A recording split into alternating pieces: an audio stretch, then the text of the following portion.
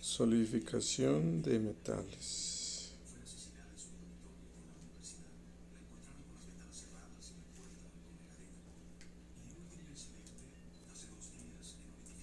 La solidificación. La naturaleza está repleta de fenómenos y procesos físico-químicos que permiten la regulación de todos y cada uno de sus componentes. Muchas veces, dicha regulación conlleva el cambio de una sustancia o elemento de un estado a otro, es decir, líquidos que se convierten en gases o en sólidos, y viceversa. Estos fenómenos están directamente relacionados con cambios en las temperaturas y presiones, así como la variación de la energía interna de la propia sustancia.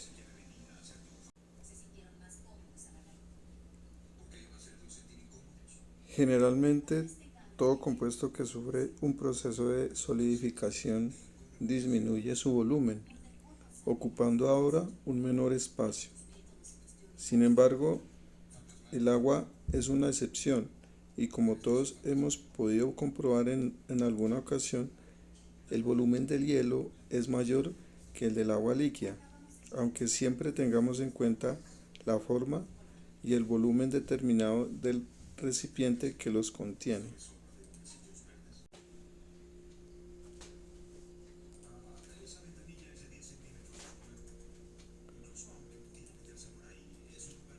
Punto cero o temperatura de solidificación del agua.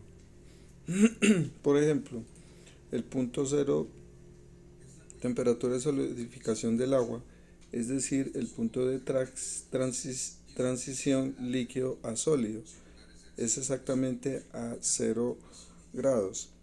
Esta temperatura exacta está directamente relacionada con la densidad del agua y será relevante a la hora de conocer qué cambio de presión y temperatura necesitará determinado volumen de agua para pasar de estado líquido a sólido.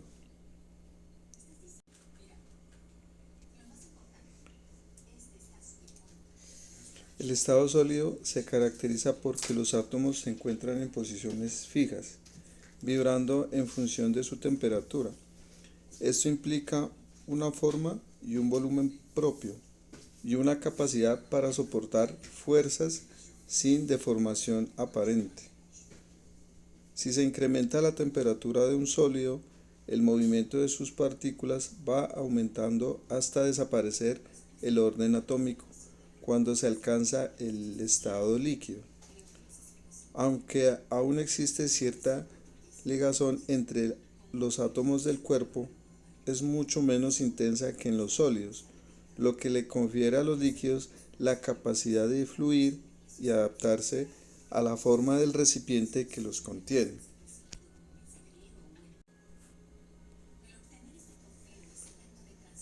¿Qué es y cómo se da la solidificación en metales monocristales?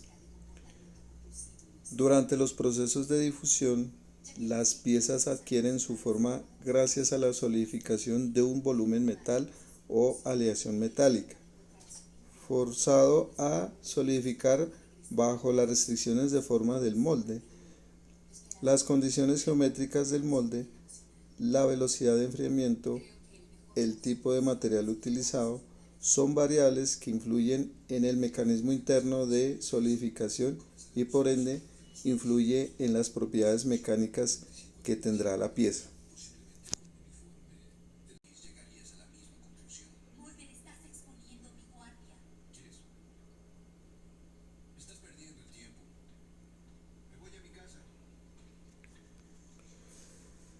Solidificación de metales puros.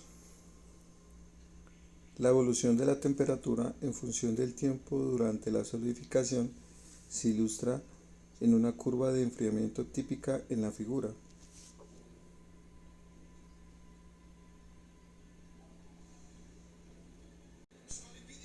Se observa que luego del enfriamiento representado por el material sufre un leve aumento de temperatura hasta llegar a la temperatura de fusión. Esto ocurre ya que Cuando existe suficiente sólido formado, este libera una cantidad apreciable de calor latente de transformación, lo que eleva la temperatura del material hasta una vez alcanzada la temperatura permanece constante durante la solidificación.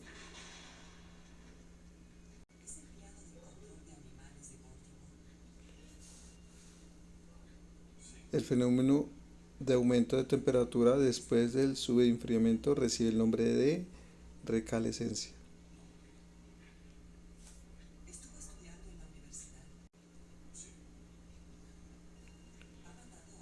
Solidificación de aleaciones. La forma de los bordes de grano en la solidificación de aleaciones generalmente es dendrítica, como muestra la figura. Esto ocurre porque el gradiente térmico es negativo, es decir, que la temperatura del líquido aledaño a la interfase es menor que la del sólido formado. La negatividad del gradiente térmico se debe a que el líquido frente a la interfase se enriquece de soluto debido a una reeyección por parte del sólido. De esta forma, el líquido baja su temperatura y se obtiene un crecimiento dendrítico. La figura ilustra una estructura típica de crecimiento dendrítico.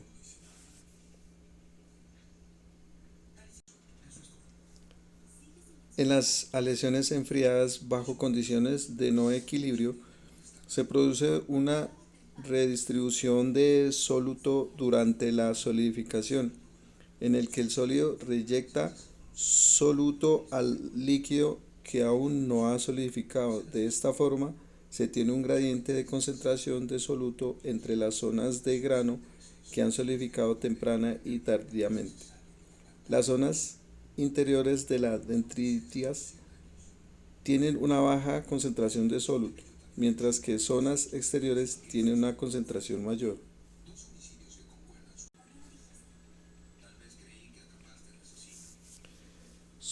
Solidificación de un monocristal. A veces se necesita un material sólido muy ordenado sin defectos. Gran conductividad eléctrica, fabricación de monocristal, único grano con una única orientación cristalina.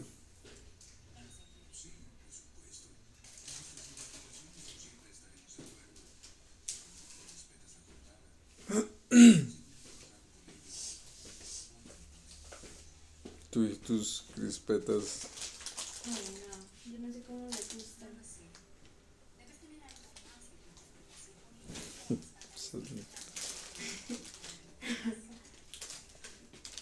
Es que no, no, no, no, no.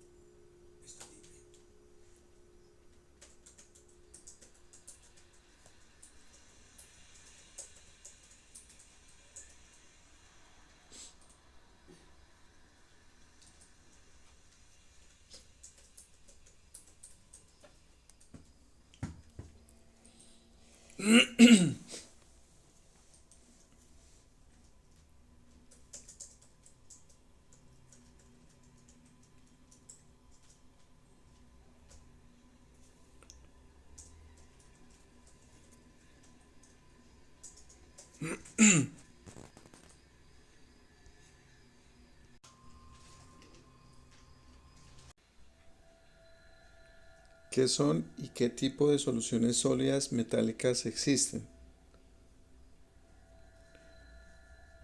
Soluciones sólidas por sustitución. Las mezclas de dos o más metales o de un metal o un no metal se le denominan aleaciones, de las cuales el tipo más simple es el de las soluciones sólidas.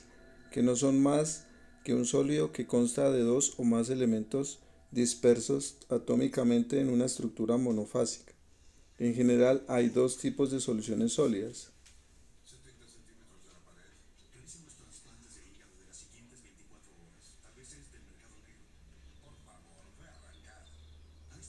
La proporción de átomos de un elemento que pueden disolverse en otro pueden variar desde una fracción de su peso atómico hasta la totalidad del mismo.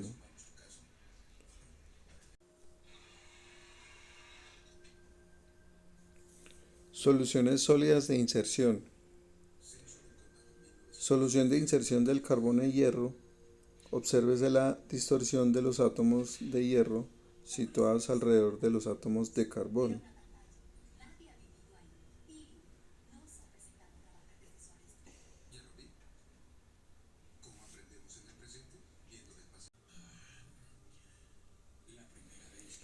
¿Qué son las imperfecciones cristalinas y qué tipos existen? Las imperfecciones de las redes cristalinas se clasifican en función de su geometría y forma. Las tres principales divisiones son defectos puntuales. Normalmente las vacantes se suelen producir durante el proceso de solidificación por perturbaciones locales durante el crecimiento de un cristal o por reordenaciones atómicas debidas a la movilidad de los átomos.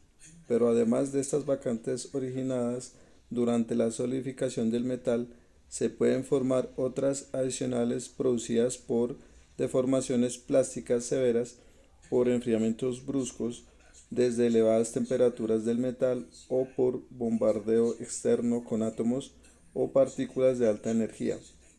Estas vacantes adicionales no son defectos de equilibrio como las anteriores y tienen tendencia a agruparse formando clúster, dado lugar a la formación de vacantes y trivacantes.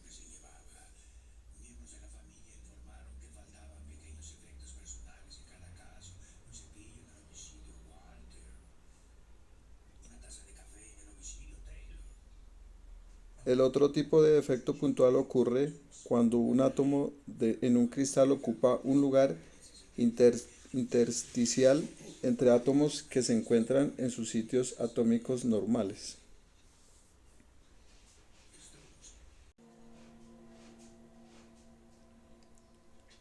Defectos de línea o de una dimensión. Se denominan dislocaciones a los defectos lineales presentes en las estructuras cristalinas que no son más que la ausencia de toda una línea de posiciones atómicas. Existen dos tipos de dislocaciones fundamentalmente, la dislocación de cuña o borde y la dislocación de hélice o helicoidal.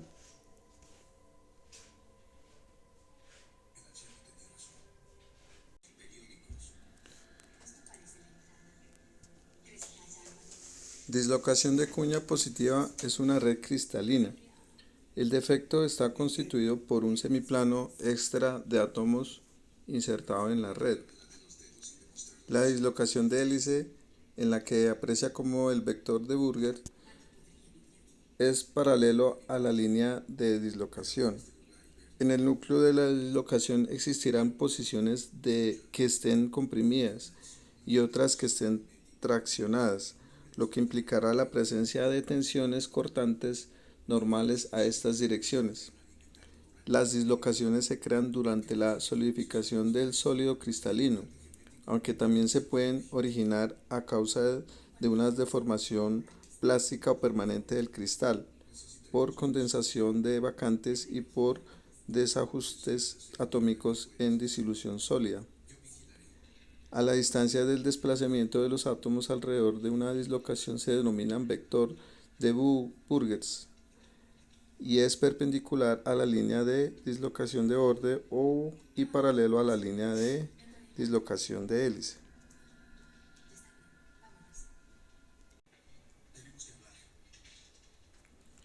Defectos de superficie que implican dos dimensiones. Bordes de grano. El borde de grano es una superficie estrecha entre dos granos de 1, 2 o a 5 diámetros atómicos de anchura.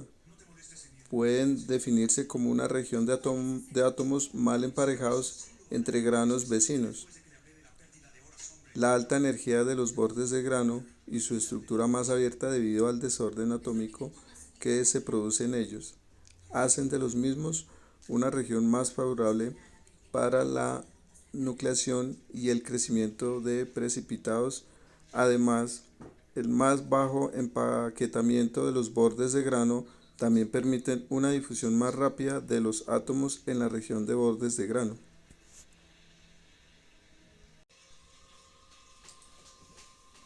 ¿Qué técnicas experimentales existen para su detección? La figura muestra un corte de un cristal que tiene planos atómicos con una distancia interplanar, siendo los índices de Miller de plano cristalino.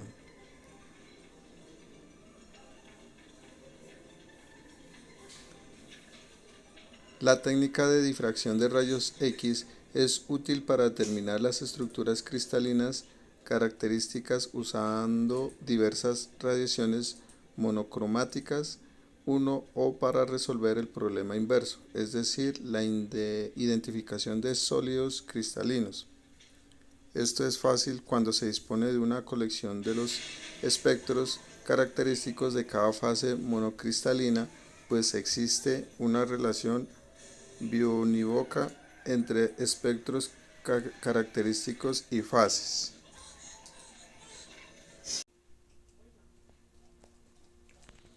¿Cuál es la importancia de la temática dentro de la ingeniería industrial?